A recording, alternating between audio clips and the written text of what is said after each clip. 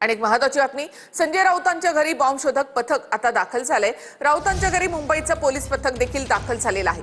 घराबाहेरील गाडीवर बॉम्ब से उडा दूंगा असं लिहिण्यात आलेलं होतं।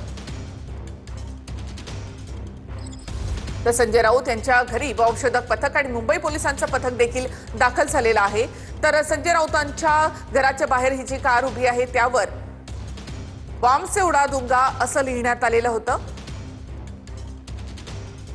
छत्रपती संभाजीनगरमध्ये भाजपच्या इच्छुक उमेदवारांनी भागवत कराड, अतुल सावेंच्या कारला घेराव घातला। उमेदवारी न दिल्यामुळे इच्छुक उमेदवार हे नाराज आहेत। नाराज उमेदवारांनी अतुल सावे, भागवत कराड यांना तिकीट नाकारल्याचा आरोप त्यांच्यावर केलेला आहे। प्रशांत भदाणे यांना तिकीट नाकारल्यामुळे त्यांचे समर्थक देखील आक्रमक झाले।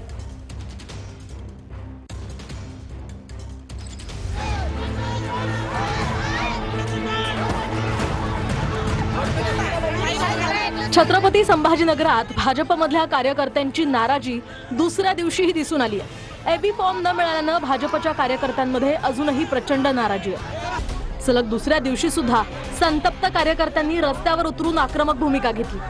माजी मंत्री भागवत कराड आणि मंत्री अतुल सावेंच्या वाहनांना घेराव घालत नाराज कार्यकर्त्यांनी जोरदार घोषणाबाजी केली।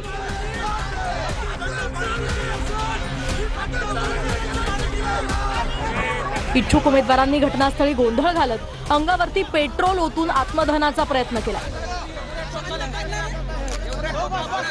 कराड यांच्या गाडीला घेराव घालत संतप्त कार्यकर्त्यांनी गाडी अडवली। गाडीवरती काळही फासलं। गाडीवर संतप्त कार्यकर्त्यांकडून फोटोही आपटण्यात आला।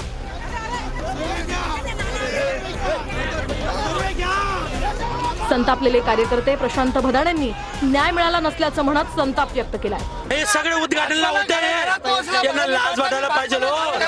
यांना देव माफ करेन का? देवा भाऊ माफ करतील का? या कराडला देवा भाऊ माफ करतील का?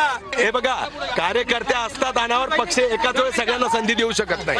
अनेक सक्षम उमेदवार पक्षाचे असतात आणि त्याच्यामुळे जे काही सिस्टीम निकष दिलेत त्यामध्ये विजयाची शक्यता पाहून उमेदवारी दिली जाते। भारतीय जनता पक्ष हे वापरून घेऊन त्यांचा वापरा आणि फेका असं त्यांचे धोरण आहे।